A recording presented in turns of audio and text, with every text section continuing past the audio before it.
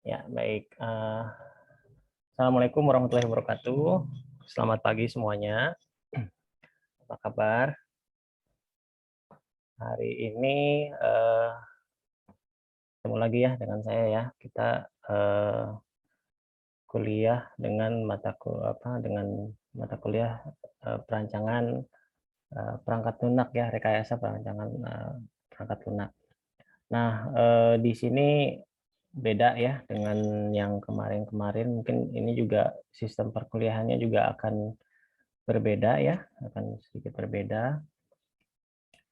Di mana di sini kan lebih banyak teori ya, lebih banyak teori, tapi bukan berarti nggak ada prakteknya juga. Praktek di sini dalam artian apa namanya, lebih ke skill gitu, lebih ke skill. Kalau misalnya kemarin kita belajar pemrograman, itu lebih ke skill pemrograman. Sementara kalau di rekayasa perangkat lunak ini, itu lebih ke menganalisa sebuah sistem ya, menganalisa terus merancang, merancang bagaimana caranya kita membuat software gitu. Baik, nah di sini juga di pertemuan pertama ini sebetulnya kita akan banyak diskusi dulu ya. Mungkin ada sih materi tapi tidak terlalu banyak, tapi lebih banyak ke diskusi semester ke depan kita mau ngapain aja gitu ya. Intinya seperti itu. Oke, saya coba share dulu ininya.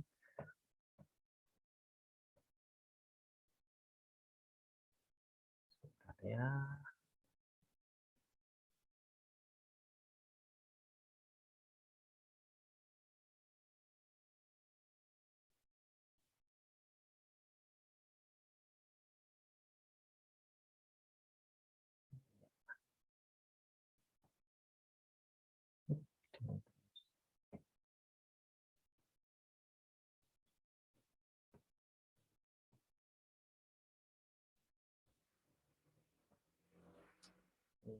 Oke, ini saya perbesar.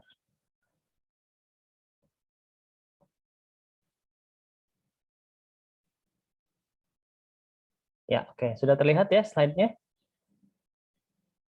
Sudah, Pak. Sudah, Pak.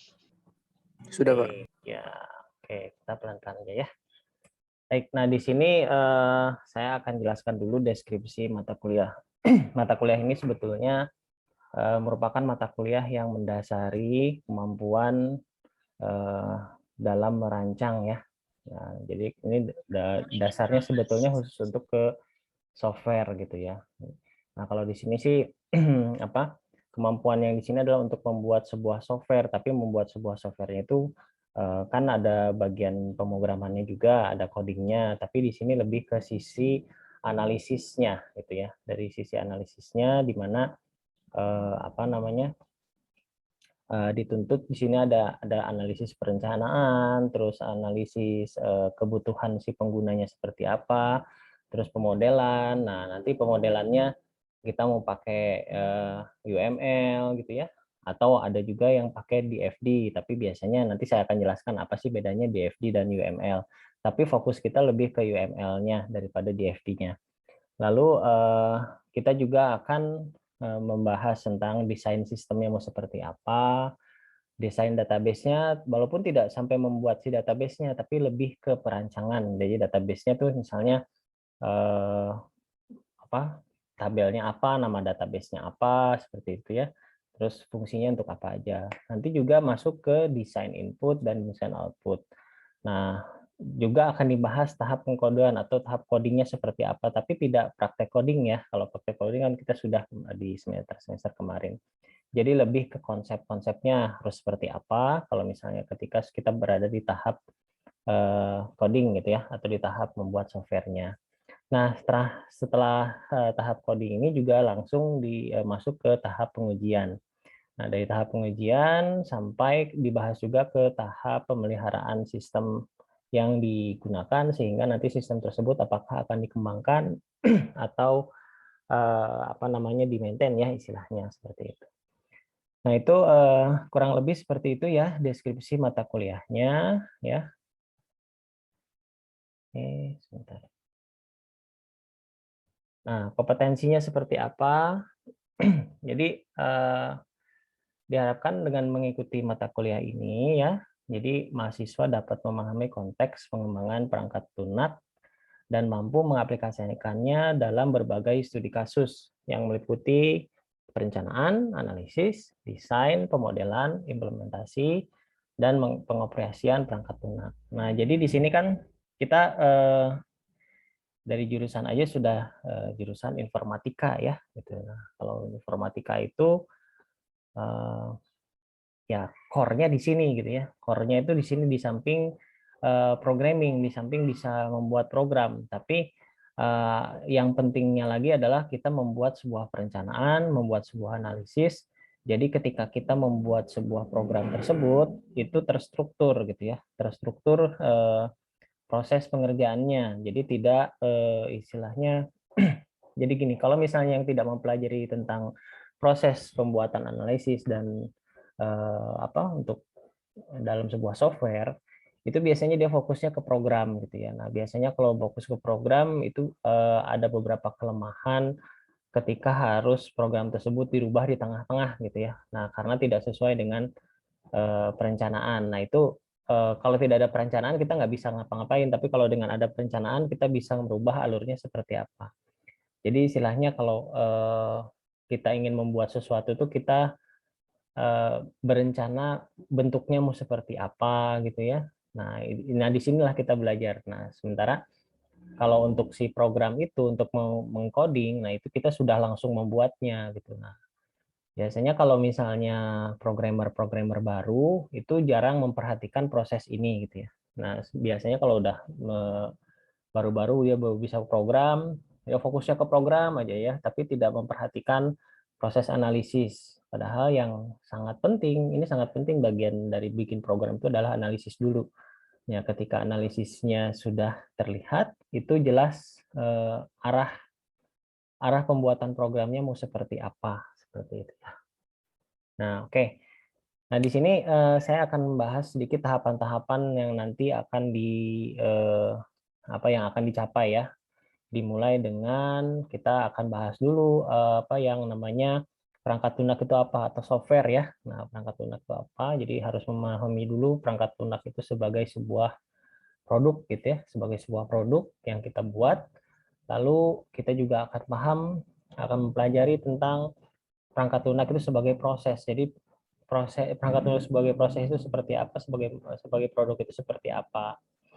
Terus kita akan memahami dan menganalisis sebuah sistem. Jadi nanti ada pengertian sistem seperti apa gitu ya, yang berhubungannya dengan software.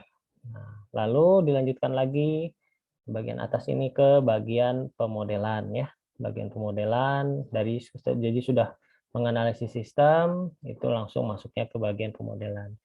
Nah, dari sini masuk ke model desain. Nah, di sini nanti dipecah-pecah ketika sudah masuk model desain kita akan desain database, output, input, dan interface atau antarmuka ya. Nah, interface. Nah, di sini dalam mendesain ini kita mengaplikasikan menggunakan UML ya. Nah, di sini apa Unified Modeling Language yang di sini digunakan untuk menggambarkan alur program, alur sistem, aktor siapa saja yang terlibat gitu ya, batasan sistemnya seperti apa dan sebagainya. Nah, lalu nanti di sini masuk akan ke proses konstruksi dan implementasi sistem. Nah, di sini adalah proses pengkodean. Jadi proses codingnya di atas. Jadi sebetulnya kalau dilihat ini langkah-langkah dalam membuat software itu tidak langsung bikin program gitu ya, tapi ada perencanaan dulu gini, perencanaan yang matang ya, perencanaan yang matang. Nah, setelah setelah itu baru kalau sudah si perencanaannya matang, dia baru masuk ke proses konstruksi atau pembuatan program. Setelah proses konstruksi, nah baru kita berbicara tentang proses selanjutnya, yaitu fase operasi dan dukungan sistem untuk digunakan sebagai maintenance gitu. Nah, di sini referensi bukunya nanti bisa dicari ya. Di sini memang saya ambilnya yang bahasa Inggris semua karena yang bahasa Indonesia juga ada yang terjemahan seperti yang ini yang Roger Pressman ini kalau yang versi bahasa Inggrisnya ini kan yang tahun 2019, tapi yang terjemahannya sudah ada sih yang tahun 2015, silahkan dicari ya bukunya. Terus kalau yang tiga ini sih sebetulnya bahasa Inggris semua, jadi silahkanlah cari banyak di internet ya. bisa searching. Kemudian kalau yang bahasa Indonesianya juga selain yang Roger Pressman ini bisa juga pakai yang Rosa Salahuddin ya.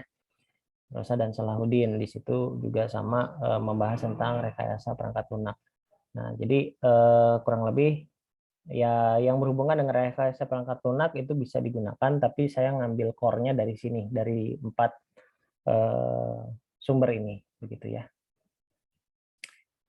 Oke, rencana pembelajaran ya. Nah, di sini tadi kan kita akan bahas ininya ya, bahas rencana apa namanya, sekilas lah tentang RPL itu apa. Nah, sekarang akan dibahas setiap pertemuan tuh akan ngebahas apa aja gitu ya. Nah, yang sekarang ini di pertemuan pertama kita masuk ke pendahuluan, nanti juga saya akan ada sedikit materi. Kalau tadi itu bukan materi ya, itu hanya gambaran umum aja. Nah, kalau ini sekarang pertemuan sekarang kita akan pendahuluan dan intro dari RPL-nya, maksudnya gambaran umum secara besar, kerangka dari si rekayasa perangkat lunak itu seperti apa. Kemudian pembentukan kelompok. Jadi di pertemuan pertama ini ada pembentukan kelompok ya. Jadi sama, bukan sama sih, maksudnya ini tuh mata kuliah yang diukurnya dari skill gitu ya, dari skill atau kemampuan. Bila dilihat dari SKS-nya 3 SKS ya, 3 SKS. Satu SKS itu sebetulnya untuk praktek. Prakteknya apa? Yaitu membuat sebuah analisis, membuat sebuah dokumen analisis ya, tepatnya seperti itu. Nah, sementara yang 2 SKS-nya adalah teori, lebih banyak teori dibandingkan praktek, tapi ada prakteknya. Jadi untuk penilaian itu saya akan melihat kemampuan masing-masing orang dalam membuat sebuah dokumen analisis gitu ya, analisis sebuah software. Nah, di sini akan banyak tugas-tugas ya, karena saya harus melihat sejauh mana pemahamannya dari materi yang dipaparkan. Nah, tujuan untuk pembentukan kelompok ini adalah itu untuk UTS ya, untuk UTS dan untuk UAS. Nah, itu kelompok karena kalau misalnya saya bikin UTS atau UAS-nya live itu agak menyulitkan ya, karena sebuah dokumen apa namanya, analisis sistem itu tidak bisa dibuat dalam waktu 1 atau 2 jam. Jadi perlu pemikiran yang mendalam dan perlu kerjasama juga, sehingga sudah ditetapkan untuk UTS itu take home dan UAS-nya juga take home, tapi nanti saya akan bahas UAS-nya. Jadi satu-satu dulu ya, untuk UTS-nya pasti take home. Nah, di sini pertemuan pertama dulu itu ya, pembentukan kelompok. Nah, kelompoknya seperti apa? Nah, saya akan bikin rules-nya, kelompoknya sama seperti yang semester kemarin ya. Itu maksimal 2 orang ya. Jadi satu kelompok itu 2 orang. Nah, bila tidak ada pasangan, yang 1 orang bisa masuk ke kelompok yang lain. Jadi dalam satu kelas itu pasti ada satu kelompok yang 3 orang. Nah, itu ya. Jadi maksimal begitu. Kemudian juga di sini kan ada juga beberapa mahasiswa yang ini ya, yang mengulang atau yang naik ke atas. Nah, silahkan berkoordinasi dengan teman-teman satu kelasnya, ya, berkenalan, berkoordinasi, karena berhubungannya dengan tugas yang ada di UTS ya, UTS dan UAS. Nah, lalu itu ya untuk pembentukan kelompok. Jadi kalau bisa dari sekarang sudah ada pembentukan kelompok, nanti saya akan kasih formnya di grup, sama ya, kurang lebih prosesnya seperti kemarin yang waktu kita di pemrograman web. Cuma nanti teknisnya agak sedikit berbeda ketika di UTS-nya. Kemudian pertemuan 2 ya. Nah, pertemuan 2 di sini kita akan membahas tentang pengertian software, terus software engineering ya. Software engineering itu dia proses software engineering-nya seperti apa.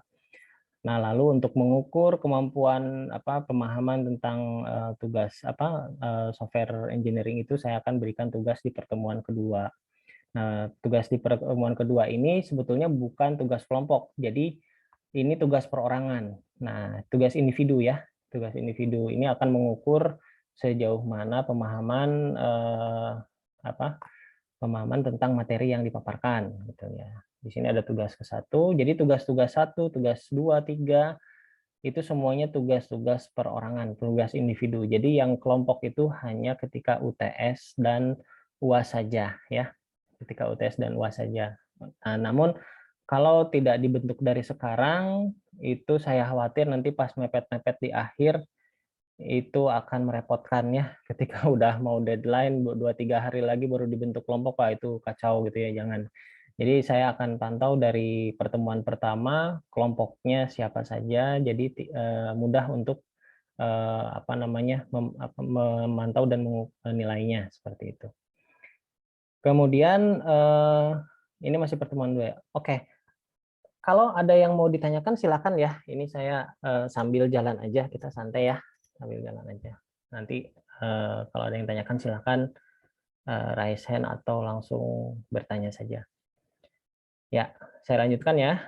Untuk pertemuan 3 pembahasan tentang tahapan software engineering. Jadi kalau yang di pertemuan 2 itu lebih ke pengertian software engineering seperti apa, software itu seperti apa. Di pertemuan 3 itu mulai ke tahapan-tahapannya, tahapan-tahapan software engineering seperti apa. Yang tadi sekilas sudah pernah, yang tadi sekilas saya paparkan ya, ada proses apa namanya menganalisis kebutuhan pengguna, terus proses modeling gitu ya, proses konstruksi dan lain-lain. Itu nanti akan dibahas lebih detail di pertemuan ketiga. Nah, di pertemuan ketiga juga pengumpulan tugas yang pertama ya. Jadi pertemuan 2 tugasnya dikumpulkan di pertemuan ketiga. Nah, kemudian masuk ke pertemuan 4. Di sini ada model-model pengembangan perangkat lunak ya. Nah, jadi dalam mengembangkan sebuah perangkat lunak tuh ada patokan ya, istilahnya patokan, bentuknya mau seperti apa. Jadi ibaratkan kayak kita mau membuat sebuah pakaian ya gitu ya. Kalau misalnya kita ingin membuat pakaian kan kita ada pola-polanya gitu ya. Nah, pola-pola itu ya dianggapnya seperti model gitu. Jadi model-modelnya seperti apa. Ya ibaratnya seperti itu ya, sama juga. Jadi ketika kita ingin membuat sebuah software, kita mau pakai model yang seperti apa begitu ya. Nah, nanti kalau sudah kita tentukan model-modelnya, baru kita akan mengikuti langkah-langkah yang ada di model tersebut. Itu ada di pertemuan keempat. Nah, untuk memahami lebih jauh tentang pemodelan, kita ada tugas juga, ada tugas 2. Ini model tentang pengembangan perangkat lunaknya, nanti ada tugasnya. Ini juga tugas individu. Kemudian di sini ada pertemuan 5, ada requirement engineering. Requirement engineering itu adalah proses menganalisis kebutuhan pengguna atau user. Jadi kalau kita berhubungan dengan user yang ingin membutuhkan sebuah software, bagaimana cara kita menggali informasinya seperti apa, dengan wawancara gitu ya, dengan ya salah satunya ya dengan wawancara, terus dengan datang ke lokasi, dengan melihat kasus-kasusnya seperti apa dan sebagainya. Itu nanti kita lihat, akan bahas lebih detail di pertemuan kelima. Nah, masuk ke pertemuan 6. Nah, di sini sudah mulai masuk ke analisisnya ya, analisis sistem di sini sebetulnya. Di sini kita akan belajar, sudah mulai masuk ke UML-nya, yaitu kita akan belajar use case. Nah, di sini use case ini panjang ya pembahasannya, karena ini core-nya, maksudnya bukan core-nya, dasarnya gitu ya. Kalau dasarnya sudah kuat, itu nanti ke sananya lebih mudah. Gitu. Makanya di sini untuk use case ini sampai beberapa pertemuan ya, ada 2 atau 3 pertemuan, 2 pertemuan sebetulnya. Jadi di pertemuan 6 dan pertemuan 7 itu kita akan membahas tentang use case. Di sini juga sebetulnya dibagi 2.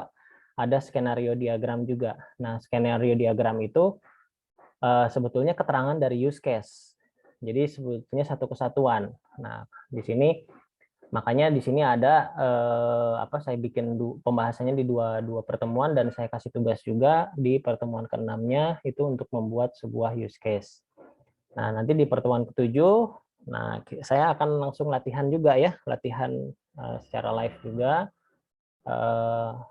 khusus untuk use case-nya, karena nanti persiapannya juga untuk UTS-nya. Nah, kemudian ini kan saya akan memastikan nanti di pertemuan 6 dan pertemuan 7 mudah-mudahan bisa menguasai, bisa memahami. Baru di sini di pertemuan 7 itu saya berikan soal untuk UTS. Nah, jadi UTS itu kurang lebih sekitar 1 minggu pengerjaannya, membuat sebuah software requirement use case dan dikerjakan berkelompok. Jadi di sini kan software requirement-nya sudah dibahas di pertemuan 5 ya, requirement engineering. Nah, di situ outputnya sebuah software requirement. Jadi kebutuhan software itu seperti apa. Nah, dibuat dokumennya, ya, dibuat dokumennya seperti apa, dan use case-nya seperti apa. Nah, tapi dikerjakan berkelompok ya, dan kurang lebih waktunya 1 minggu. Pengumpulannya ketika jadi berupa makalah ya, jadi seperti berupa makalah. Nah, pengumpulannya nanti pas waktu jadwal UTS-nya, gitu. Oke, sampai sini silahkan yang mau bertanya. Saya persilahkan dulu. Ada yang mau bertanya tentang ya apa saja yang ada di sini nih. Kalau tidak ada, saya lanjutkan. Silahkan. Pak, izin bertanya. Boleh, silahkan. Untuk yang UAS-nya kan itu dikerjakan kelompok. Nah, apakah kayak semester kemarin yang harus bikin video juga atau gimana ya, Pak? Enggak. Itu kalau UAS enggak seperti itu. Karena kalau yang kemarin itu kan lebih ke skill programming ya. Jadi lebih ke skill programming, jadi buat video. Nah, kalau yang UAS ini mungkin saya langsung aja ya bahas ke sini. Nah, setelah UTS ya. Nah, ini. Jadi UAS ini itu sama ya, mengumpulkan laporan RPL ya. Jadi di sini sampai ke kelas diagram. Tapi sebelum ini ada presentasi. Jadi ada presentasi dari pertemuan 13, 14, dan 15. Nah, di sini sebetulnya kalau saya hitung dari jumlah mahasiswa, 2 pertemuan sudah cukup ya. 2 pertemuan sudah cukup. Cuman saya kasih spare sedikit waktu di pertemuan 15 untuk presentasi. Takut-takutnya di sini ada yang berhalangan ya, atau ada yang harus diulang presentasinya. Nah, di pertemuan 15. Tapi ini pasti nggak akan terlalu lama untuk yang di pertemuan 15. Karena saya akan masukin materi sedikit tentang perancangan interface. Nah, jadi nanti si UAS-nya itu perhitungannya dari mulai si pertemuan 13 dari presentasi gitu. Jadi nanti masing-masing setelah kelompok terbentuk kan membuat sebuah membuat sebuah kelas diagram, terus membuat sebuah laporan RPL aja ya. Di sini kan ada activity dan lain sebagainya. Nah, itu nanti dipresentasikan dengan topiknya nanti yang berbeda-beda ya. Topiknya harus berbeda-beda. Nah, itu nanti sama lagi ya. Kita harus topiknya nggak boleh ada yang sama begitu. Nah, nanti ketika pada saat presentasi itu kan nanti ada masukan gitu ya. Ada masukan, ada diskusi. Nah, si laporan RPL-nya ini itu silahkan direvisi. Nah, hasil revisinya itu dikumpulkan ketika UAS. Jadi begitu ya. Jadi proses UAS-nya. Jadi sebetulnya si laporan RPL-nya itu harus sudah selesai sebelum presentasi gitu. Jadi sebelum presentasi karena itu yang dipresentasikan. Nanti kan ada koreksi atau ada masukan. Nah, itu nanti di hasil koreksinya dikumpulkan ketika UAS. Seperti itu ya. Ya. Ya, bagaimana? Apa cukup Untuk jelas? presentasinya per kelompok juga, Pak. Iya, presentasinya per kelompok ya, per kelompok. Kita menggunakan Zoom juga. Jadi seperti ini aja, jadi bikin slide. Namun dokumennya saya pegang gitu ya. Jadi dokumennya harus dikumpulkan dulu, dokumen dikumpulkan. Nah, baru silakan slide-nya ditampilkan, dijelaskan seperti itu. Gimana? Cukup jelas? Jelas, Pak. Makasih, Pak. Iya, oke, kita lanjut ya. Kemudian tadi kan udah UTS ya, UTS kan masih dokumennya baru ke use case. Nanti di sini di pertemuan 9 itu saya akan adakan review dulu, review UTS karena di sini lebih ke pemahaman use case-nya sudah benar atau belum ya. Di situ akan lebih banyak diskusi juga di pertemuan 9. Nah, baru masuk ke pertemuan 10 akan ada materi baru dan di sini akan ada tugas yang beruntun karena melihat dari skill-nya dan berhubungan dengan presentasi yang akan dipersiapkan. Seperti activity diagram, membuat activity diagram seperti apa, terus membuat sequence diagram di pertemuan 11 dan di pertemuan 12 membuat kelas diagram. Masing-masing memiliki tugas dan ini semuanya individu ya. Karena ini saya akan mengukur kemampuan personal masing-masing. Kemudian nanti dari tugas individu itu kan nanti ada tugas kelompok. Nah, tugas kelompoknya itu berbeda gitu ya. Jadi kalau untuk tugas individu biasanya soalnya sama gitu. Tapi kalau untuk tugas-tugas kelompok, makanya dibuat kelompok itu topiknya harus berbeda seperti itu. Nah, nanti setelah materi semuanya diterima sampai ke kelas diagram, nah baru kita masuk ke pertemuan 13 untuk presentasi. Nanti teknis presentasi siapa yang duluan itu nanti kita diskusikan ya, kita diskusikan mau kelompok 1 dulu atau mau kelompok 15 dulu misalnya ya. Nah, itu terserah lah ya, nanti ada proses untuk menentukan siapanya. Yang jelas itu akan terjadwal. Jadi penentuan jadwal itu kita akan bahas dari mulai sini nih, dari mulai setelah UTS. Kita akan bahas siapa nanti yang presentasi di pertemuan 13, 14, 15 gitu. Jadi ya nanti kita serahkan aja ke forum apakah ditentukan atau saya yang tentukan, dan nanti kita diskusikan lagi. Nah, itu untuk yang materi kita. Nah, sampai sini ada lagi yang mau ditanyakan, silahkan.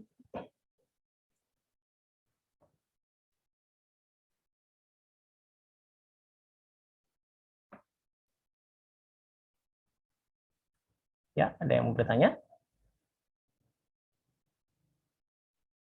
Mengenai materi, apa sudah cukup jelas? Apa saja yang akan kita jalankan?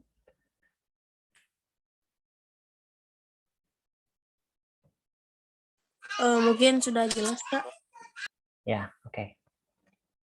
Ya, kalau sudah jelas, ya kita langsung ya ke komponen penilaian. Oke. Di sini komponen penilaian ada absen 10%, tugas 25%, UTS 30%, dan UAS 35%. Tapi begini, mengingat sini kan tugasnya banyak ya, tugasnya banyak, UTS dan UAS-nya juga lumayan ya, tugas semua, walaupun semuanya take home, tapi di sini berbobot gitu. Nah, ini sebetulnya presentasi ini kecuali absen. Yang presentasi absen itu udah dikunci 10% ya, kalau untuk absen. Untuk tugas UTS UAS itu saya serahkan ke kelasnya. Jadi kelasnya mau seperti apa. Tapi ini usulan saya. Jadi ini masih berupa usulan ya, masih berupa usulan. Saya maunya tugasnya 25%, UTS-nya 30% atau UAS-nya 35%. Tapi kalau ada yang Pak, misalnya saya pengen yang tugasnya agak dibesarin atau dikecilin bobotnya, ya silahkan. Itu saya serahkan ke forum ya, dan kita tentukan hari ini. Gitu. Kita tentukan hari ini. Jadi bisa jadi ya, bisa jadi ini kan ada kelas pagi, kelas malam ya, kelas siang gitu, maupun kelas pagi, kelas malam. Itu pasti agak berbeda ininya. Kalau misalnya berbeda ya, berbeda si presentasinya. Tapi kalau mau disamakan juga tidak masalah ya. Oke, bagaimana untuk presentasi penilaian ini? Apakah mau menggunakan yang ini atau seperti apa? Silakan masukannya.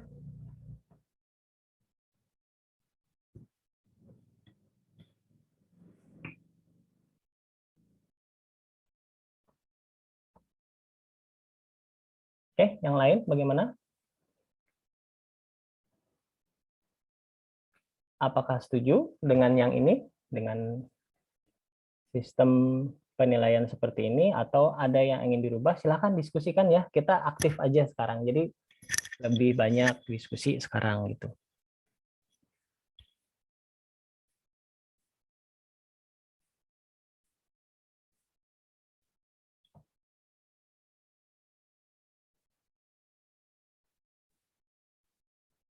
Oke, yang lain tidak ada? Kalau dari saya mah cukup sih Pak. Tapi kalau dari yang lain gimana gitu? Ya, silakan aja. Terus ya gimana? Ada yang mau menambahkan atau ingin ngasih ide, silahkan. Kalau misalnya ini setuju, ya ini akan saya jadi patokan ya. Jadi kita tentukan di hari ini gitu. Di hari ini untuk tugasnya bobotnya 25% karena memang banyak ya, banyak tugasnya. Terus UTS 30% dan UAS-nya 35% karena naik. Dan UAS juga kan itu sebetulnya dokumen RPL ya. Jadi kalau dokumen RPL itu dari awal gitu, dari yang UTS ke UAS juga digabung gitu. Jadi makanya bobotnya lebih besar yang UTS itu. Karena keseluruhan jadi nyambung gitu dari mulai use case yang sudah dibuat di UTS itu masih nyambung ke sampai ke UAS ya. Seperti itu. Pak izin bertanya. Ya. Oh, Kan siapa dulu? Silahkan Sob. Oke. Kan tadi ada tugas presentasi ya Pak. Nah yang tugas presentasi itu ntar masuknya ke persentase UAS atau persentase tugas Pak? Kalau presentasi itu di UAS, bukan ke tugas. Tuh. Jadi ketika Siapa? jadi kalau udah mulai presentasi itu udah mulai UAS lah istilahnya, udah masuk ke penilaian UAS. Di samping kan nanti ada penilaian performance ketika presentasi sama penilaian dokumen. Karena kan dokumennya nanti bakal direvisi. Cuman bobot terbesarnya itu dari presentasi gitu. Seperti itu. Pak, izin Pak, saya mau ngasih opsi Pak. Boleh, silakan. Untuk absennya jadi 20% Pak. 20% itu 5%, 10%-nya itu diambil dari tugas, yang 5%-nya itu Pak sama UAS 5%. Jadi tugas 20%, UTS 30%, UAS 30%, untuk absennya jadi 20% Pak. Kalau untuk absen sih sebetulnya kami dosen udah sepakat ya, nggak bisa berubah ya. Tetap 10% gitu. Jadi udah ada aturan di wastunya, itu tidak boleh lebih dari 10% untuk absen. Nah, jadi kalau komponen yang lain sih boleh berubah. Jadi lebih ke sana ya. Gitu. Jadi kalau absen itu nggak bisa dirubah karena memang sudah ketentuan dari wastunya juga. Maksimal kita ngasih absen tuh sekitar 10%. Kalau lebih tuh nggak boleh karena memang udah ada rules-nya. Tapi kalau untuk tugas UTS UAS itu dibebaskan untuk bobotnya. Seperti itu ya. Jadi mohon maaf kalau untuk absen sepertinya tidak bisa berubah, hanya tetap 10%. Seperti itu. Oh, iya Pak. Ini saya ada opsi lagi nih Pak. Boleh. Untuk UTS-nya jadi 35% Pak. Untuk tugasnya jadi 20%. Itu bagaimana Pak? Tugas 20%. UTS-nya 35. UAS-nya berarti 35 juga? 35 juga Pak. Oke. Ya boleh, silahkan. Untuk yang lain bagaimana? Gitu aja. Kalau lain sepakat, ini akan saya rubah. Untuk yang kelas ini ya. Jadi untuk kelas ini tugasnya pengen 20% boleh. UTS-nya 35, UAS-nya 35 boleh. Silahkan gimana yang lain? Forum yang lain? Ke teman-teman yang lain silahkan. Kalau saya boleh lah, itu tidak masalah ya. Karena nanti kan berhubungan dengan penilaian bobot kalian juga gitu. Nah, gimana yang lain, teman-teman yang lain, apa setuju tuh dengan usul dari Sergio? Ya, gimana? Izin masuk Pak. Gimana, Caleb ya? Kalau saya sendiri lihatnya tugasnya 30, UTS-nya 30, UAS-nya yang 25. UAS-nya 25, jadi lebih kecil UAS-nya. Tugas Enggak, saya 30, absennya 10 kan. Jadi rata tugasnya 30%, UTS-nya 30%. Oh iya, ya. Bisa, Tapi, Pak, boleh. Tapi Pak, izin masuk juga ya Pak. Kan di sini kan absennya 10% ya. Iya. Timpang banget nih sama UTS-nya, sama UAS-nya juga. Iya. Berarti misalnya nih, dari 14 pertemuan, masuk cuma 8 atau 7 kali, tapi ngumpulin tugas sama UTS dan UAS-nya, jadi nggak masalah dong, Pak? Iya, sebetulnya begitu. Tapi kan sebetulnya ada, kalau nggak salah ada rules nggak sih di kita harus masuk berapa pertemuan? Kalau nggak ada sih nggak masalah ya. Nah, karena yang dilihat itu kan lebih ke pemahaman skill ininya ya, skill dari apa namanya penguasaan materi ya. Jadi wakili oleh tugas UTS dan UAS. Jadi seperti itu. Tapi bukan berarti absen nggak cuman masuk sekali, 2 kali, terus semuanya ngerjain, ya itu juga timpang juga ya, bagaimana bisa menguasai kalau masuknya jarang begitu ya. Seperti itu mungkin, Caleb? Siapa? Iya. Nah, ini ada 2 opsi ya. Oke, opsi yang pertama itu tugasnya 20%, UTS-nya 35, UAS-nya 35. Terus opsi yang kedua yang dari Caleb itu sama 30%, 30%, 30%. Nah, silahkan saya serahkan ke forum mana yang lebih ingin dipilih gitu. Apa yang tugas UTS UAS-nya sama atau yang tugasnya 20%. Silahkan. Ada lagi nggak? Jadi kita tentukan aja sekarang. Begitu. Kalau saya nggak masalah ya, yang mana aja juga, yang yang sama juga nggak masalah, kecuali mungkin kalau absennya. Absen sih nggak bisa berubah karena memang udah rules dari wastunya seperti itu. Ya, bagaimana yang lain? Ada pendapat? Silahkan. Mau pilih yang mana? Apa diadakan polling?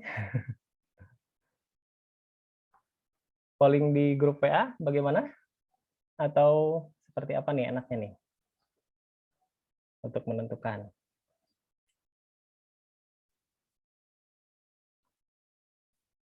Ya, silakan. Halo, yang lain seperti apa?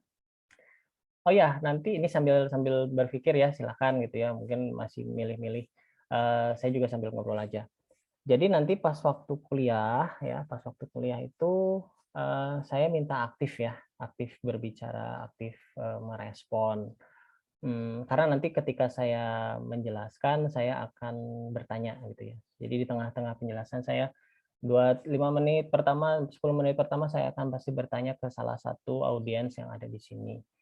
Nah, itu untuk supaya kelasnya aktif ya. Kalau misalnya kelasnya nggak aktif kayak apa ya, jadi saya kayak ngomong sendiri gitu ya. Tapi kalau kelasnya aktif saya juga bisa melihat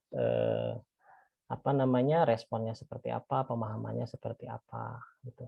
Jadi kita lebih banyak ke diskusi ya. Dan memang kalau waktu perkuliahan yang kemarin yang waktu praktek itu karena memang banyak praktek ya. Jadi lebih fokus ke praktek. Tapi kalau ini lebih fokus ke konsep, jadi memang harus butuh banyak berinteraksi, berbicara, bertanya gitu ya. Supaya saya bisa mengukur juga pemahamannya sampai di mana dan supaya kelasnya juga nggak sepi gitu ya. Supaya kelasnya juga aktif gitu, nggak ngantuk gitu. Jadi ketika dapat materi tentang ini ya RPL ini. Baik, jadi gimana nih untuk menentukan komponen penilaian?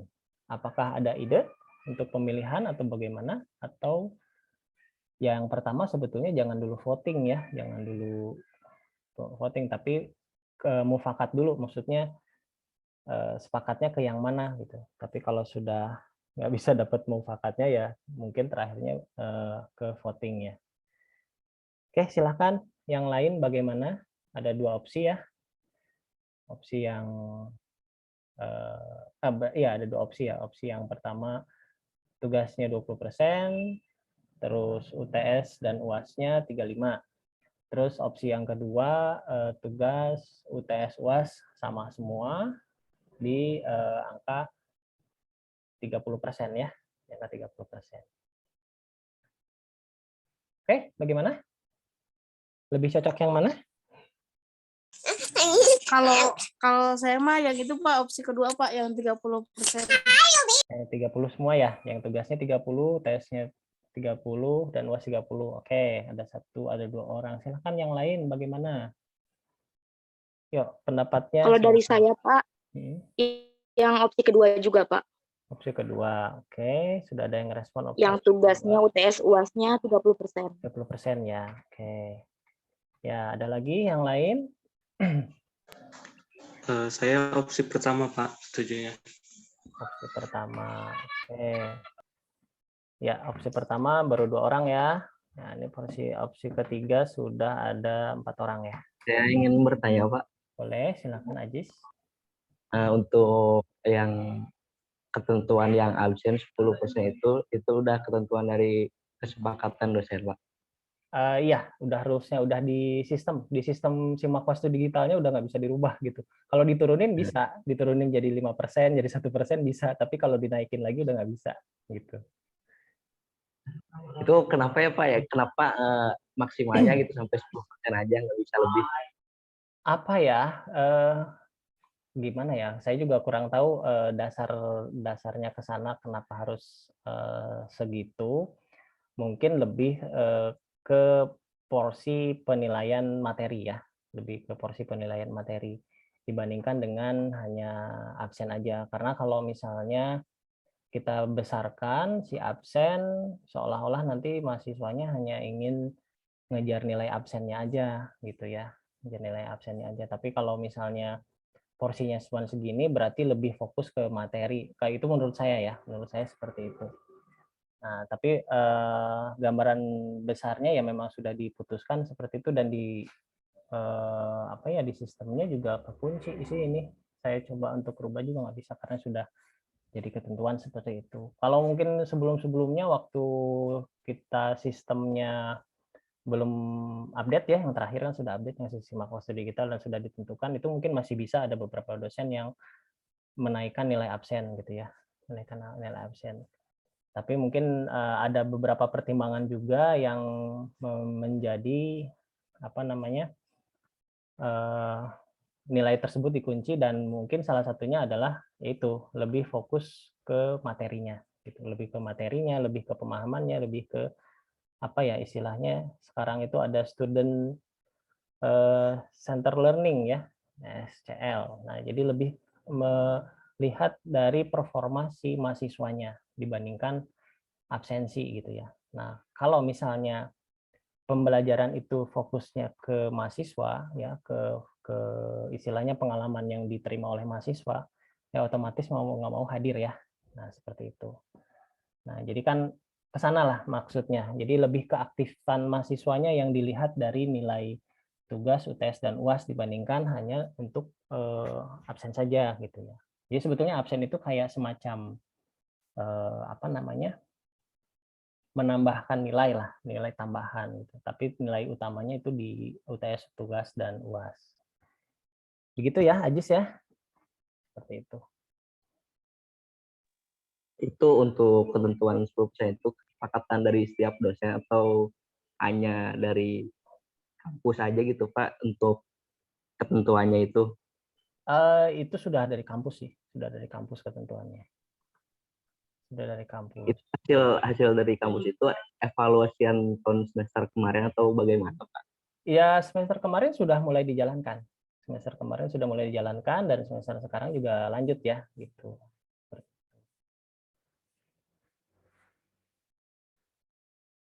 Ya, seperti itu ya, Ajis ya. Tidak bisa dinego Pak. Enggak lah. Gini. Sekarang poinnya apa ketika absennya lebih besar? Nah, itu. Poinnya apa ketika absennya lebih besar? Katakanlah absen dibikin 20% gitu. Oke, izin masuk ya Pak. Iya, silakan. Kenapa poin absen itu, kenapa alasannya kenapa sih harus poin itu dibesarin yang absen? Kalau menurut saya sih gini Pak, untuk datang dan absen di setiap kelasnya itu kan kita juga menghargai waktu juga Pak. Terus misalnya dengan tugas UTS dan UAS yang nantinya misalnya kurang maksimal nih, kan nggak semua mahasiswa itu kan bisa di semua mata kuliah ya Pak ya. Ya. Bahkan, nah mungkin ke situ sih Pak. Sebenarnya kan kalau menurut saya juga kalau berbicara soal komponen penilaian ini kan hak prerogatif dari dosen juga, dan juga bisa diobrolin sama mahasiswanya Pak. Kalau menurut saya sih seperti itu Pak. Betul. Iya. Iya, seperti itu, benar sih. Kalau dilihat dari itu ya, dilihat dari posisi apa? Kalau melihat dari effort lah istilahnya ya, effort untuk hadir ke kelas gitu ya. Nah, itu ditinggikan ya. Iya sih, cuman khawatirnya poin-poin yang lain akan kurang gitu. Itu yang menurut saya yang saya analisa kenapa ininya dikunci gitu ya sampai 10% gitu. Ya, tapi ya bagaimana ya? ketika semester kemarin kita coba, ya ternyata kan lebih fokusnya ke pembelajaran ya, lebih fokus pembelajaran. Terus kemudian kedua juga kan di sini kita lebih banyak online ya, lebih banyak online. Artinya untuk effort online ya juga lumayan lah ya, tidak terlalu menyulitkan gitu, tidak terlalu menyulitkan dibandingkan harus datang. Tapi memang ada beberapa mata kuliah yang sekarang juga sudah mulai di online kan gitu. Cuman ya balik lagi lah, karena kita ikuti aja dulu ya untuk rules yang sudah ada gitu ya, rules yang sudah ada.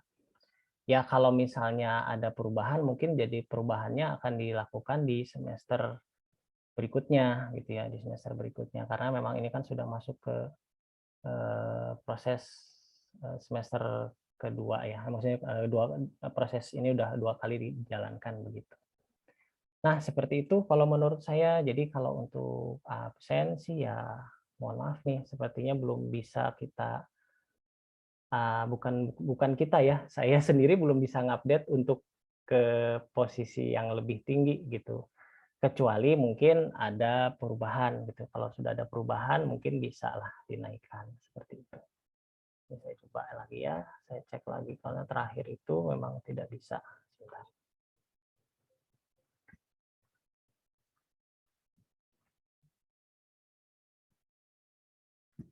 Iya. Oke, gimana? Sambil jalan aja ya. Ini yang opsi yang tadi.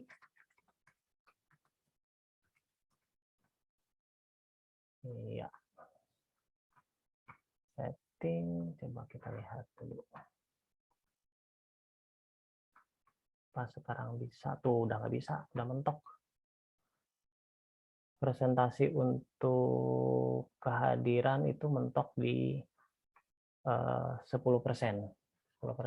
di sistemnya. Kemudian untuk ini ya, untuk tugas, UTS dan UAS, ini juga dikunci sebenarnya. Dikuncinya di maksimal nilai 40% gitu ya. Untuk UTS, tugas dan UAS itu dikuncinya di nilai 40%. Tapi kalau untuk kehadiran memang ini sudah jadi kebijakan kampus ya. Jadi kalaupun untuk merubah ya berarti harus ada usulan dulu nih dari mahasiswa seperti apa, seperti itu ya. Gitu. Kita ya kami dosen ya tinggal menjalankan aja sebetulnya keputusan yang sudah ditentukan oleh kampus. Namun ya sebagai gantinya bobotnya itu dipindahkan ke tugas, UTS dan UAS, seperti itu ya.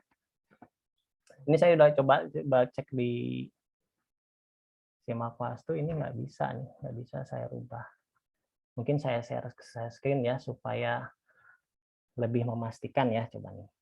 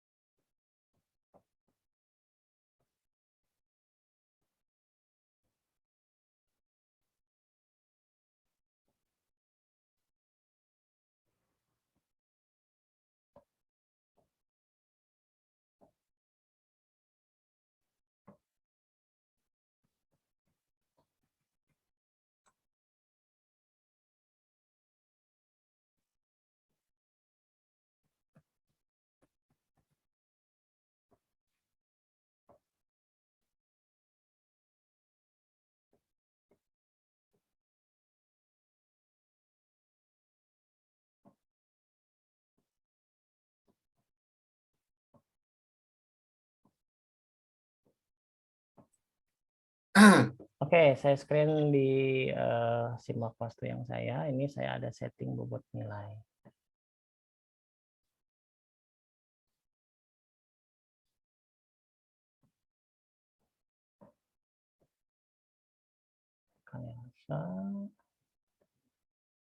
Nah, di sini ya. Nih. Ini sudah terlihat saya screen-nya? Sudah, Pak. Sudah ya. Nah, Sudah, ini Pak. untuk presentasi kehadiran itu nggak bisa dirubah gitu. Itu alasannya kenapa dikunci. Ya ini sudah jadi keputusan dari wastunya. Jadi kalau kalau ada perubahan ya berarti harus ada update sistem dulu dan memang harus ada kebijakan dari kampus dulu gitu. Ya kami dosen tinggal menjalankan sebetulnya begitu ya. Nah, sementara ini bisa kita rubah gitu. Bisa kita rubah jadi maksimal di 40 tapi jumlahnya harus 100 gitu. Jadi nggak bisa 40-40 semua gitu.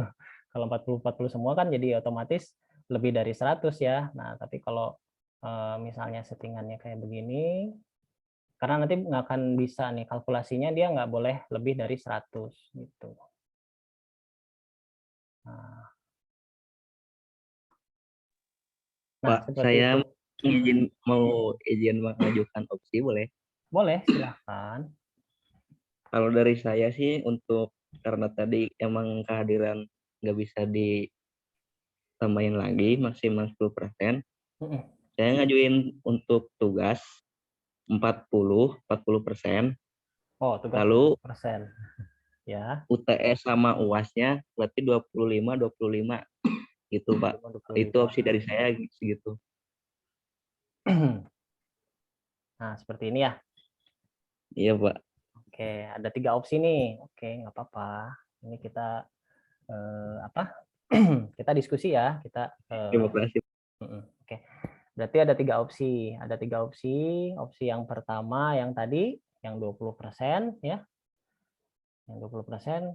Apa kita lakukan polling aja atau bagaimana? Atau ada masukan yang lain?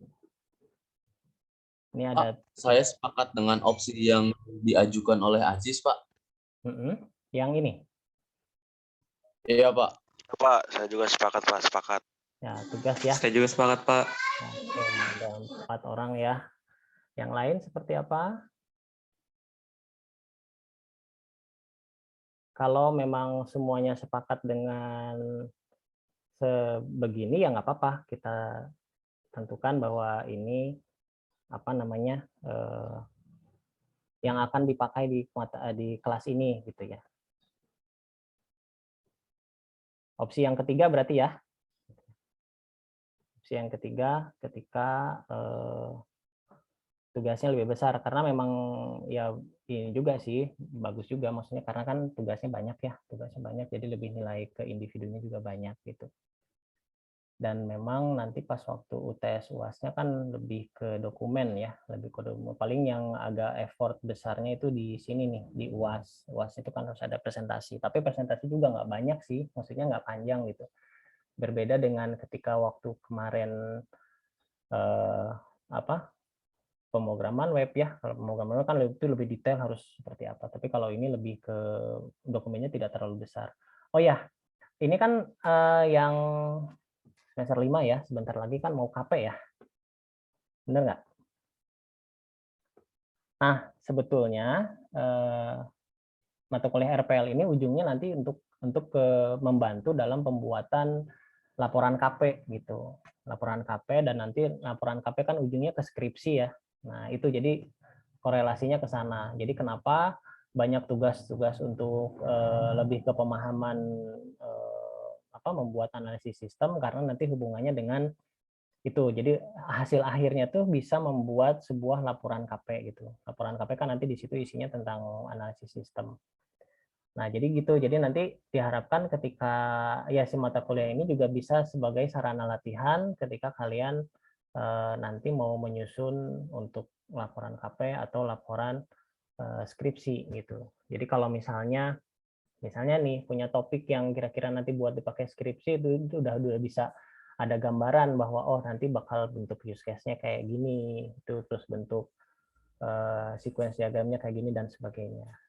Begitu ya. Jadi kenapa lebih banyak ke tugas dan lebih banyak ke ada presentasinya juga karena ini sebagai sarana latihan kalian nanti ketika akan mengambil skripsi dan kerja praktek seperti itu.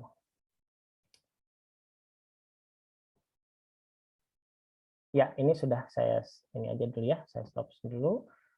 Oke, sekarang kita diskusi bagaimana tentang ininya, penentuan bobotnya dulu ya, karena ini lumayan nih, berhubungan dengan nilai akhir kalian. Begitu. Tadi sudah, kalau saya catat sih sudah ada sekitar Berarti ada 5 orang ya, 5 orang yang opsi ketiga. Gitu. Yang lain seperti apa? Kalau misalnya sudah cukup, nah, ada yang voting nih, ada yang teriak voting. Kalau Bapak, ya, bagaimana, Julia? sebelumnya boleh bertanya nggak, Pak? Silahkan. Kan ini, Pak, misalkan kalau misalkan kita tuh tugas 40% gitu ya, Pak. Terus kan kalau misalkan kan banyak gitu, Pak, dosen kalau kita ngerjain tugas gitu, Pak. Tapi kan kadang suka ada dosen yang nggak ngasih nilai, Pak.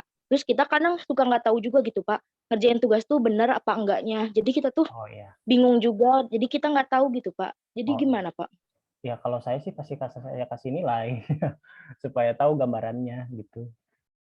Ya, karena kan ini berlaku di di mata kuliah ini. Kalau misalnya mau ngambil yang 40% gitu.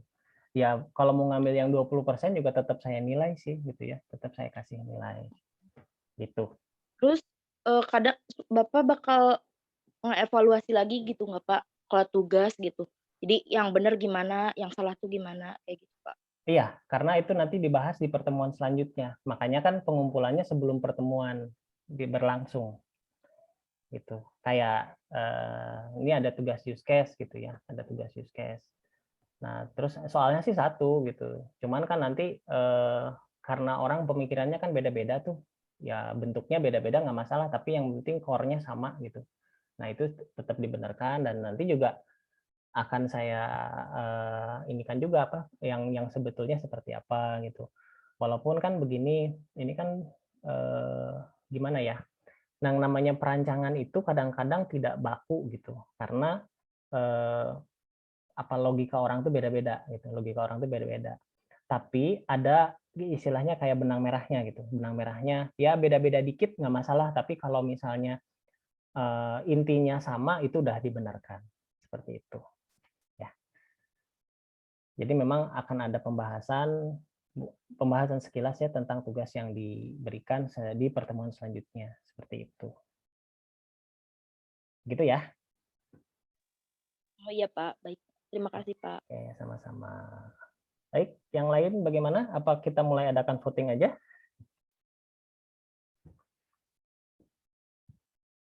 Boleh voting aja, Pak. Voting Boleh, aja Pak. ya. Oke. Baik. Bapak, Ya, gimana? Ada lagi yang mau tanya? maaf sebelumnya izin bertanya Pak, untuk komponen penilaian yang Bapak buat sebelumnya itu masuk ke dalam opsi nggak Pak? Boleh saja kita masukkan opsi, berarti jadi ada 4 opsi ya. Opsi yang saya Iya, begitu. boleh, jadi ada 4 opsi ya. Ada 4 opsi untuk yang ya bisa lah. Jadi ada 4 opsi ya, opsi yang saya, opsi yang kedua. Baik, kita lakukan votingnya di ini aja ya, di WA grup aja ya. Ini soalnya di sini nggak ada apa namanya, nggak ada fasilitas voting juga sih di sini. Ya. Iya Pak, nggak apa-apa Pak di WA. Di WA aja biar lebih enak. Sebentar saya bikin dulu ya.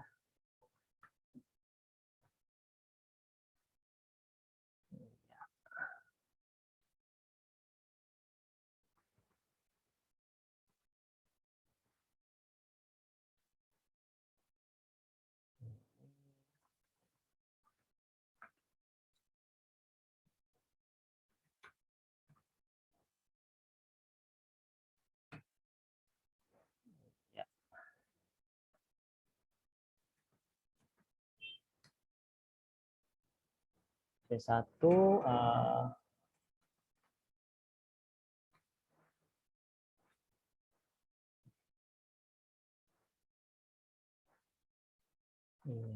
opsi yang pertama itu yang saya ya. Ini kalau absen tidak akan saya masukkan di sini ya, karena sudah yang kita bicarakan kan di ininya ya.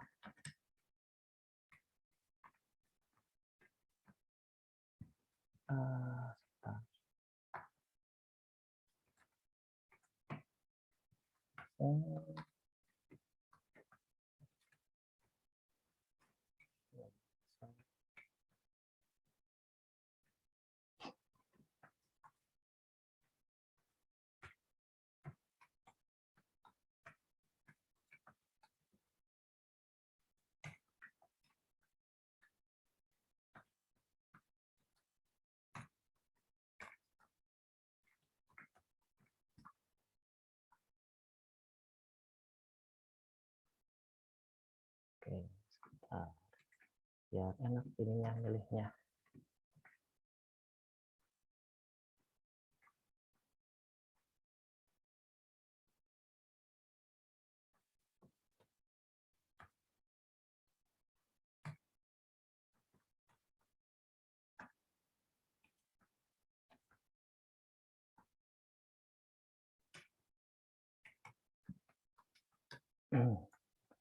Ini opsi yang kedua, tugas 20%, UTS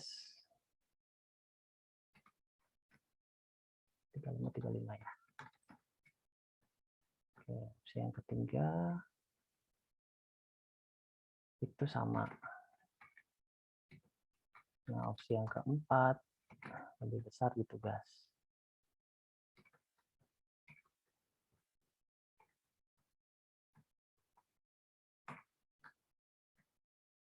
Terus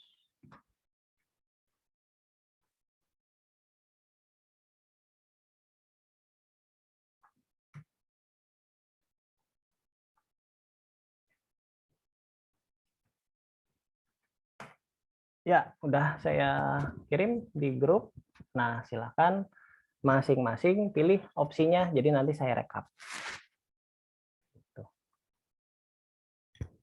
Ya, silakan. Ini jadi terbuka ya, nggak apa-apa lah ya pemilihannya. Jadi misalnya satu orang, contoh kayak tadi siapa ya, Ajis gitu. Ajis misalnya opsi 3. Jadi tulis aja di situ opsi 3 di WA grupnya. Nanti saya rekap mana yang lebih banyak.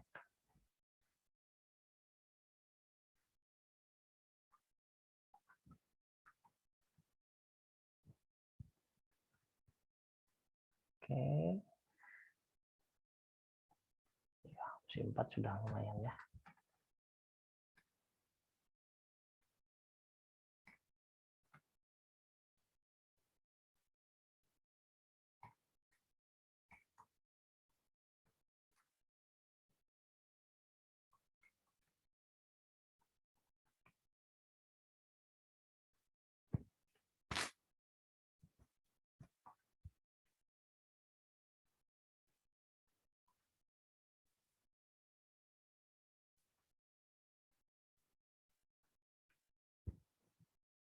Oh iya, untuk yang kelas bukan home base kelas pagi, jangan ngasih suara ya, karena nanti yang bukan home base-nya lah ya. Jadi nanti di ini aja, di kelasnya nanti kelas home base-nya aja, karena nanti bakal beda. Gitu. Oke, siap, Pak. Ya.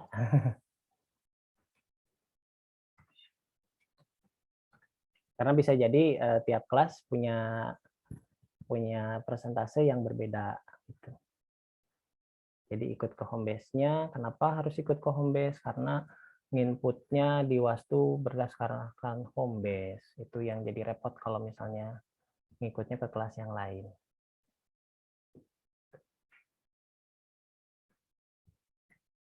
Oke.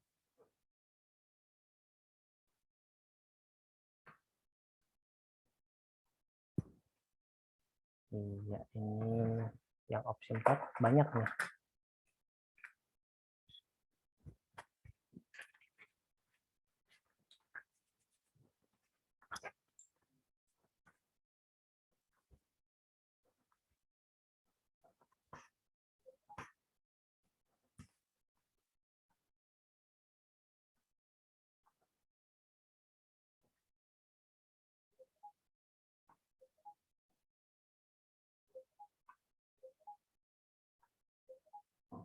Ini sambil saya rekap.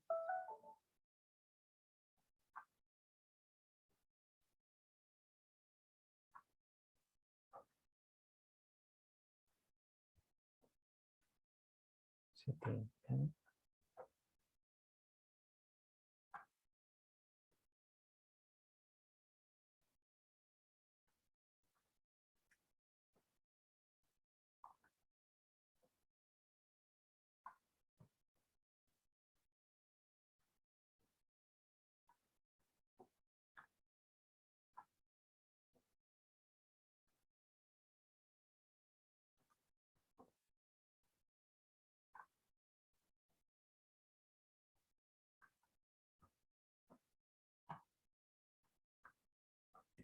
Iya, wah kejar-kejaran nih 3 sama 4 ya.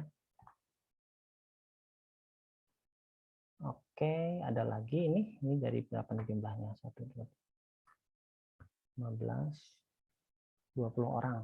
Yang hadir di sini ada berapa orang? Oh, masih lanjut.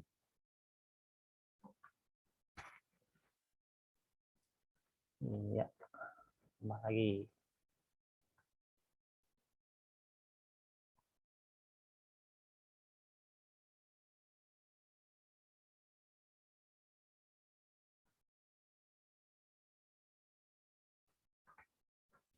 Ya.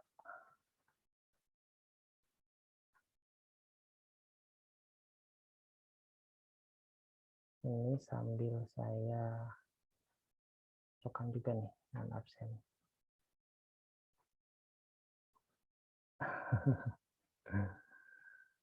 Ayo.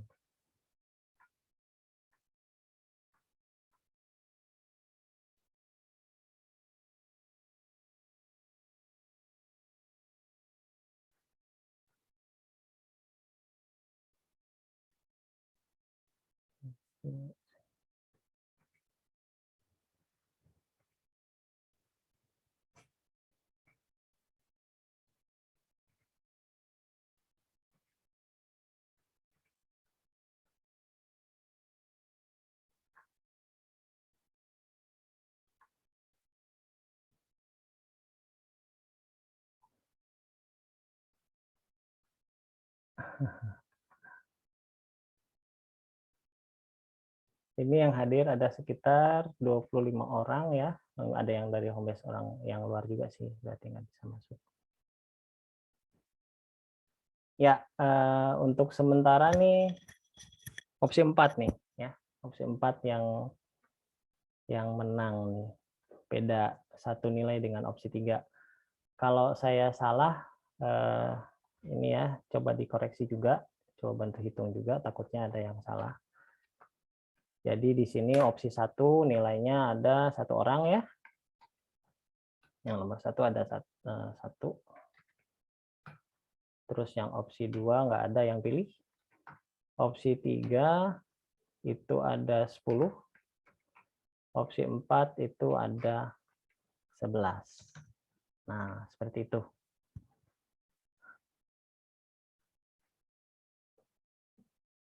Iya. Opsi 3 ada 11, Pak. Ya, opsi 3 11 ya, udah nambah. Sama pas 11-11. 11 ya ini sekarang. Nah, ini yang terakhir. Opsi 4 ada 12, Pak. Nah, terakhir masuk ya, terakhir masuk jadi 12. Ada 12, Pak. Terakhir masuk jadi 12. 12 Pak ya? Iya, 12. Yang opsi 3 ada 11 ya, beda 1. Tipis ya. Tipis, beda 1. Oke, sudah semua yang memberikan ini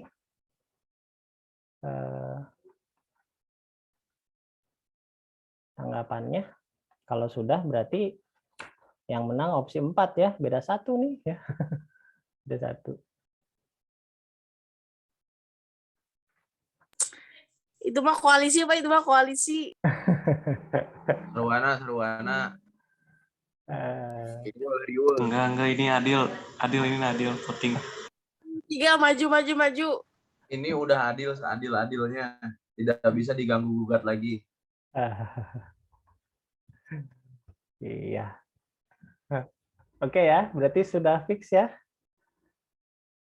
Sudah fix yang menang di opsi 4 dengan presentase seperti ini.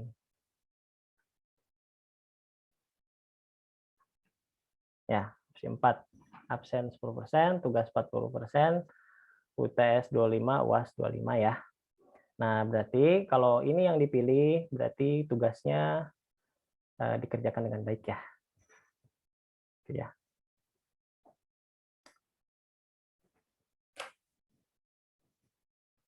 Oke. Sip. Ya, untuk kelas ini berarti sudah ditentukan tugasnya 40%, UTS 25, UAS-nya 25, absennya 20%-nya itu sih sudah ketentuan. Oke ya, deal ya untuk satu semester ini. Jadi lebih ke tugasnya nih lumayan berat 40%, jadi nggak apa-apa. Memang karena banyak juga sih tugasnya. Gitu. Ada yang Pak, tapi tugasnya jangan susah-susah, Pak. Oh ya enggak, sesuai materi lah. Sesuai materi. Karena kan tujuannya bukan nyusahin, tapi tujuannya supaya bisa ya. Gitu. Niatnya bukan untuk nyusahin, tapi niatnya supaya bisa. Gampang lah, gampang kan nanti ada penjelasan, terus nanti ada jawaban juga untuk UTS-nya apa untuk tugasnya. Nah, untuk tugas itu sendiri ini kalau nggak salah sudah difasilitasi oleh Wastu ya, sudah difasilitasi oleh Wastu Digital. Kita bisa ngirim tugas di Wastu. Jadi nanti juga tugasnya akan saya setting di Wastu. Nah, mohon jangan telat ya, karena sistem ya, kalau sistem tuh telat 1 menit juga berpengaruh gitu, berpengaruh. Mungkin beda kayak pakai Google Classroom juga masih bisa masuk gitu. Cuman sekarang di Wastu sudah ada untuk pengumpulan tugas, jadi bisa ini juga di situ apa bisa langsung seperti itu. Atau nah saya kasih opsi lagi kasih opsi lagi. Apakah pengumpulan tugas mau di Wastu Digital atau di ini di Google Classroom? Google Classroom aja, Pak. Google Classroom. Berpengaruh nggak dengan, oh iya sih, biasanya kalau di akhir-akhir ininya nyedot bandwidth ya, di apa namanya, rebutan lah, kadang-kadang suka down kalau webnya. Boleh, kalau gitu tugas akan saya bikinnya di Google Classroom, dan sekaligus nanti ada penilaian juga di sana ya. Jadi setelah tugasnya masuk, nanti akan saya kasih nilainya kan di Google Classroom bisa kelihatan. Jadi walaupun ada yang telat, ya tapi jangan telat lah gitu ya. Tetap saya nilai, cuman gimana ya? Kan pembahasannya itu, pembahasan tugas itu pas waktu pertemuan ya, gitu, pas waktu pertemuan. Jadi kalau ada yang mengumpulkan, misalnya gini, tugas 2 di pertemuan 2, nanti dibahas di pertemuan 3. Nah, dia mengumpulkannya setelah pertemuan 3 itu saya anulir ya tugasnya, nggak bisa gitu. Karena kan nggak apanya maksudnya udah dikasih tahu ya jawabannya kayak bagaimana gitu, jadi nggak fair lah gitu.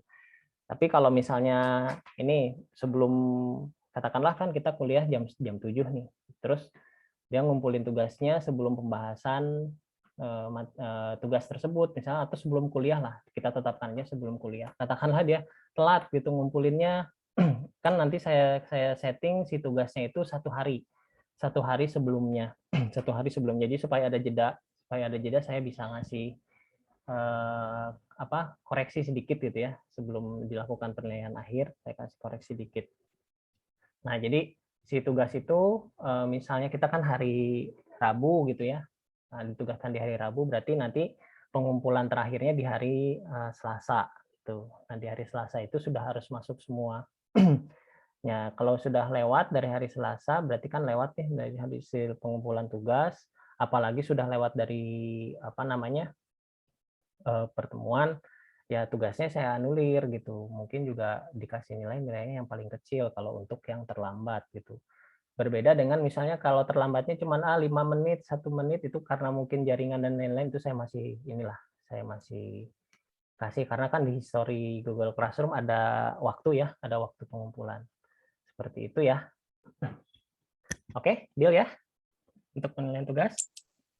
Siap, Pak. Deal, ya. Pak, deal. Oke, deal ya. Oke, jadi jangan terlambat untuk ngumpulin tugasnya, apalagi sampai pas waktu pembahasan materi tugasnya. Jadi kalau itu diusahakan, karena ini poinnya besar ya, nggak apa-apa, nggak masalah, karena ini saya berikan ke forum. Oke, untuk ini sudah, untuk apa namanya? Sebentar. Untuk bobot penilaian sudah ya, sudah ditentukan. Kita masih ada waktu sampai jam 10 ya, agak sedikit lagi lah. Ini. Ya, saya lanjutkan dulu slide-nya sedikit.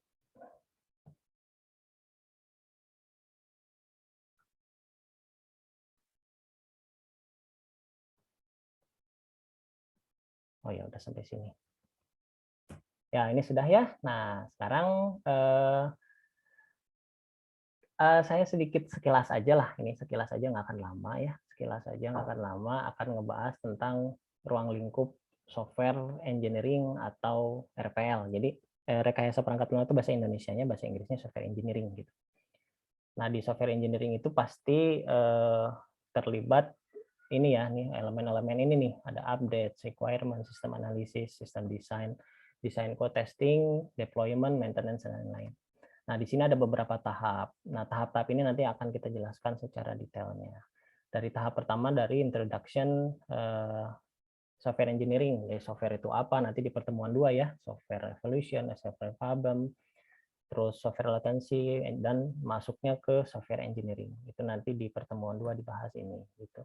Terus software engineering prinsip ya, prinsip dari proses engineering itu apa? Ada capability-nya, ada communication, ada planning, modeling, construction, coding. Nah, ini nanti hubungannya dengan model-modelnya, model-model perangkat lunaknya. Ini nanti akan dibahas ketika membahas tentang pemodelan gitu. Ini overview aja, karena nanti juga akan dibahas lebih detail. Terus ada prosesnya. Nah, prosesnya kan seperti ini, software development life cycle SDLC. Jadi prosesnya bisa macam-macam, bisa pakai model-model macam-macam yang tadi saya jelasin. Jadi kalau tadi prinsipnya, nah kenapa disebut prinsip dan proses itu berbeda? Kalau prinsip itu bakal ada semua di setiap prosesnya. Jadi contoh misalnya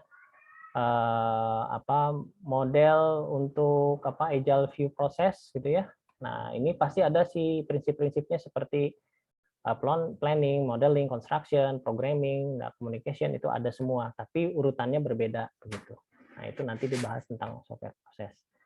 Nah, baru pembahasan lebih detail tentang requirement engineering. Requirement engineering itu cara membaca kebutuhan si penggunanya. Penggunanya pengen apa gitu ya. Nanti kita bikin software-nya seperti apa, caranya bagaimana, pakai alatnya seperti apa. Nanti hal-hal yang dijadikan yang dijadikan patokan itu adalah si model yang kita pilih gitu berdasarkan kebutuhan dari si penggunanya.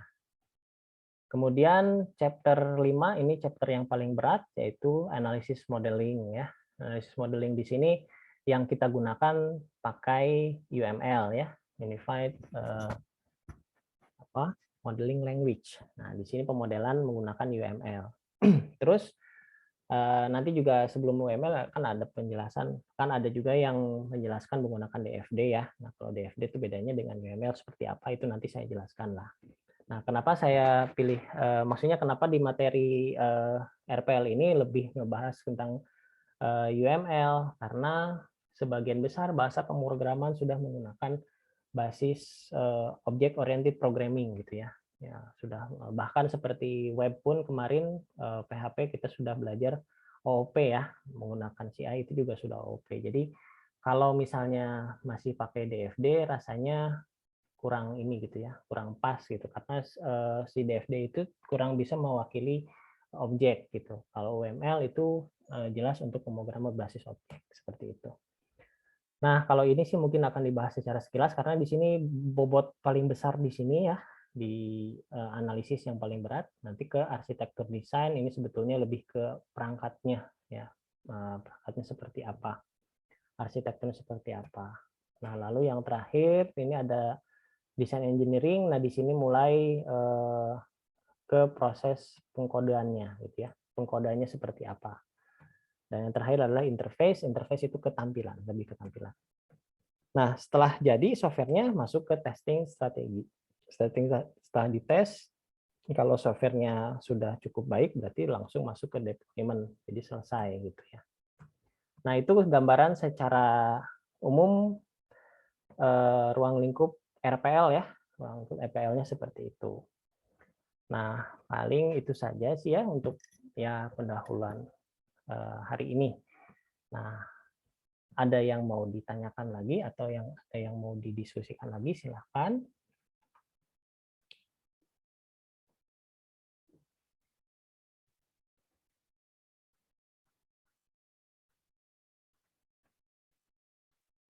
Nah,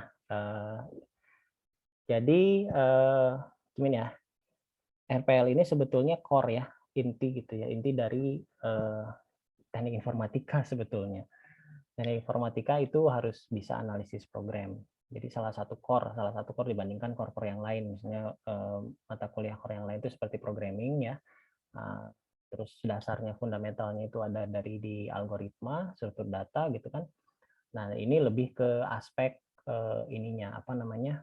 Analisisnya. Nah, kenapa kita harus mempelajari RPL? Kalau misalnya kita sebetulnya target pertamanya itu adalah yaitu supaya ketika menyusun KP dan menyusun skripsi itu bisa, itu target jangka pendek ya, target jangka pendeknya seperti itu. Jadi supaya ketika pas waktu proses penyusunan skripsi dan laporan KP itu sudah ada gambaran nanti bentuk use case kayak gimana, bentuk UML lah ya, bentuk UML seperti apa, atau istilahnya software requirement itu seperti apa gitu. Itu jangka pendeknya. Terus jangka panjangnya seperti apa? Jangka panjangnya misalnya kalau misalnya kalian bekerja di sebuah perusahaan IT, perusahaan software engineering, ya perusahaan yang membuat software. Nah, proses analisa ini proses yang penting ya, proses yang paling penting dibandingkan proses coding gitu. Jadi kalau dalam suatu perusahaan itu ada beberapa kelompok besar, ada dua kelompok besar. Nah, kelompok besar yang pertama itu adalah kelompok analis ya. Dia biasanya menganalisis kebutuhan sistem. Nah, di situ di kelompok analis itu biasanya juga ada kelompok yang berhubungan dengan customer-nya seperti apa. Keinginan customer seperti apa, membuat desain analis sistem itu seperti apa di situ. Nah, terus yang kelompok yang ketiga adalah si kelompok programming. Nah, si kelompok programming di sini juga termasuk yang merancang desain tampilan gitu ya, lebih ke kode-kodenya berdasarkan dari analis gitu. Nah, kalau di perusahaan level yang paling tinggi siapa? Yang level paling tinggi analis gitu. Yang paling tinggi analis karena dia yang bertanggung jawab keseluruhan tentang si programnya. Jadi level paling tinggi analis, baru programmer itu mengikuti analis. Programmer itu mengikuti analis. Cuma ada syarat ketika menjadi analis, ya dia harus jadi programmer dulu, karena dia nggak akan mungkin jadi analis kalau dia tidak ada dasar programming gitu. Karena dia harus memahami alur program seperti apa, ya jadi programmer dulu lah ya, ketika jadi programmer baru nanti lanjutnya ke analis. Nah di sini di rekayasa perangkat lunak ini kita belajar menjadi analis gitu. Nah makanya kan nggak heran ini ditaruh di semester 5 gitu ya, di akhir-akhir. Di awal-awal kan diajarkannya yang algoritma, terus pemrograman, ya, OOP, lebih ke programmingnya, mengasah logika, mengasah logika berpikir. Nah, tapi kalau sudah masuk ke semester-semester ini, itu sudah mulai mengasah ke kemampuan analisis dan kemampuan pengambilan keputusan, itu yang paling penting. Jadi levelnya lebih tinggi lah ya. Kenapa lebih tinggi? Karena lebih membutuhkan banyak pemikiran dan diskusi kolaborasi dengan yang lain gitu. Nah, itu sih sebetulnya kenapa di sini kita belajar RPL ya. Itu seperti itu. Ya, sampai sini untuk materinya. Ada yang mau ditanyakan? Silakan. Untuk materi atau untuk proses perkuliahan. Mungkin nanti akan aktif ya. Saya akan coba tanya misalnya gitu ya. Saya akan ngebahas tadi kayak tadi misalnya ya. Bagian-bagian teknik software engineering seperti apa. Nah, nanti akan saya tanya misalnya Merly gimana gitu. Jelaskan tentang tahapan software engineering. Atau saya tanya misalnya Caleb gimana gitu. Nah, nanti supaya si kelasnya aktif ya. Kelasnya aktif jadi ada feedback gitu. Paling gitu aja. Baik, ada lagi yang ingin ditanyakan? Silahkan. Ya, Ajis gimana? Tadi open mic. Berarti untuk matkul rekayasa perangkat lunak ini lebih dominan ke analisis ya, Bang? Iya, lebih dominan ke analisis. Makanya UTS UAS-nya nggak bisa ditembak langsung ngerjain soal ya, nggak bisa gitu. Karena susah untuk mengukurnya. Lebih ke analisis itu mengukurnya dari hasil dokumen yang dihasilkan. Itu alasannya kenapa. Gitu. Oke, ada lagi? Izin bertanya lagi ya Pak. Silahkan. Nah, ada kemungkinan untuk mata kuliah RPL ini mau ngadain offline apa enggak Pak? Offline, saya nggak tahu ya kebijakan ke depannya gimana. Kalau misalnya nanti aman, kita mungkin bisa offline. Ya mudah-mudahan ya. Ini kan baru awal semester, kita sudah cuma coba blended ya, blended learning. Blended learning itu maksudnya sebagian offline, sebagian online, khusus untuk yang praktek kan offline. Nah, kita berdoa saja mudah-mudahan gitu ya, mudah-mudahan 2-3 bulan ke depan aman dan kita bisa tatap muka ya, karena memang lebih enak tatap muka ya, itu lebih interaksinya lebih terlihat ya. Gitu. Ya saya juga lebih sukanya tatap muka sih sebetulnya, tapi memang aturan yang kita jalani saat ini untuk sementara online dulu begitu ya. Mudah-mudahan sih bisa gitu. Semoga aja ya Pak. Iya, semoga aja bisa. Karena kan kalau kita lihat trennya Di sekarang udah turun ya. kan Gimana? di semester kemarin juga kan online Pak, jadi belum pernah ketemu langsung. Iya betul. Jadi interaksinya di online. Ya mudah-mudahan lah kita 2-3 bulan ke depan kalau misalnya memungkinkan, ya kita berdoa saja. Siapa tahu nih pandeminya berakhir di tahun, ya akhir tahun ini udah berakhir, mungkin Desember atau Januari sudah bisa offline ya. Mudah-mudahan seperti itu. Ya. Baik, ada lagi yang lain? Yang mau bertanya silahkan, atau ada yang ingin disampaikan silahkan, atau sudah cukup ya itu terserah, karena sudah semuanya ya ini saya sampaikan.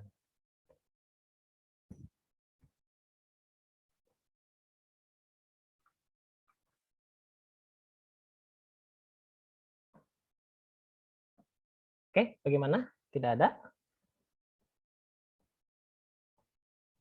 Kalau tidak ada, ini saya sambil ngisi waktu aja ya.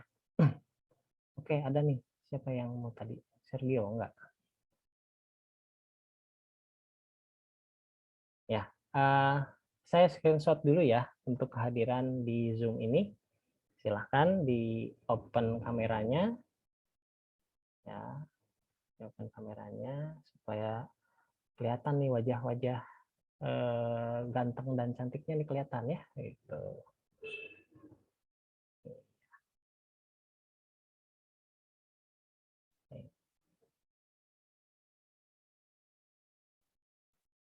Oke, ngelihat yang lain dulu, belum kebuka semua.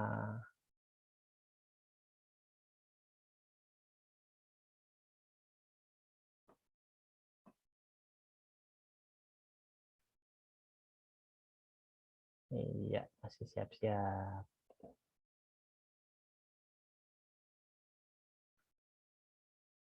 Iya, oke, sip.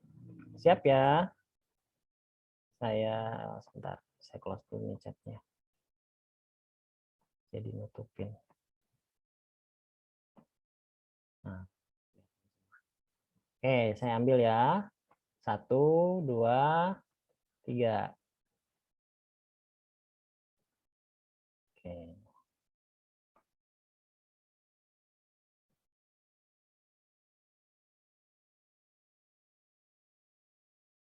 Bentar, sabar. Iya, saya save dulu.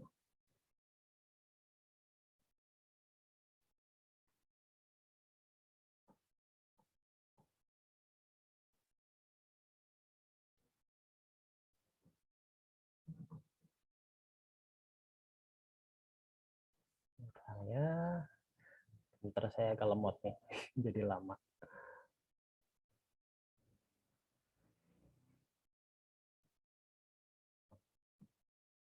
Iya, oke. Untuk yang halaman ke-1, ini ada 2 halaman. Halaman kedua, siap ya. Halaman kedua, 1, 2, 3. Oke, sip.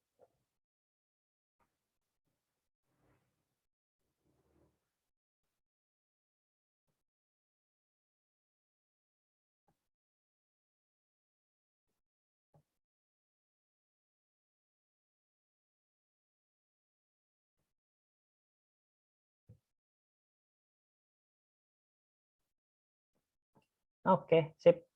Ya, baik. Oke, saya rasa cukup ya. Atau ada lagi yang mau ditanyakan? Silahkan. Kalau tidak ada, mungkin kita cukupkan saja sih. Sebenarnya kita masih ada waktu sekitar setengah jam sih. Kalau mau diskusi, silahkan. Ini nanti yang slide tadi itu akan saya update ya untuk presentasinya, dan nanti akan saya upload di Wastu Digital ya. Oh enggak ya, kalau di Wastu Digital nanti pada semuanya ya. Nanti saya lihatlah kalau misalnya di Wastu Digitalnya semuanya nggak ambil, karena setiap kelasnya harus beda, berarti nanti saya share di ini aja, di grup WA saja.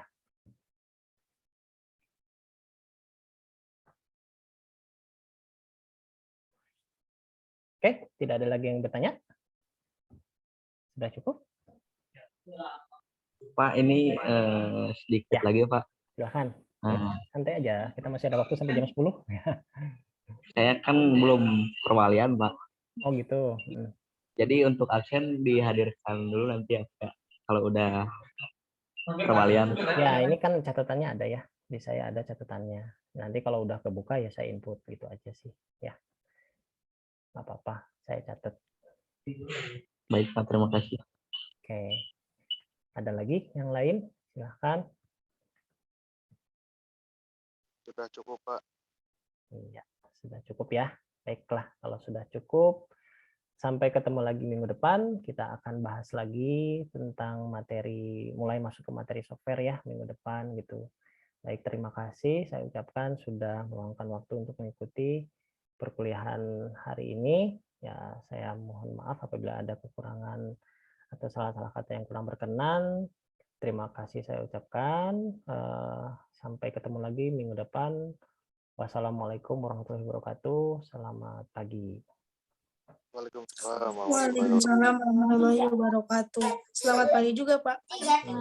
Oke, saya close ya untuk meeting. Ya, Pak. Oke.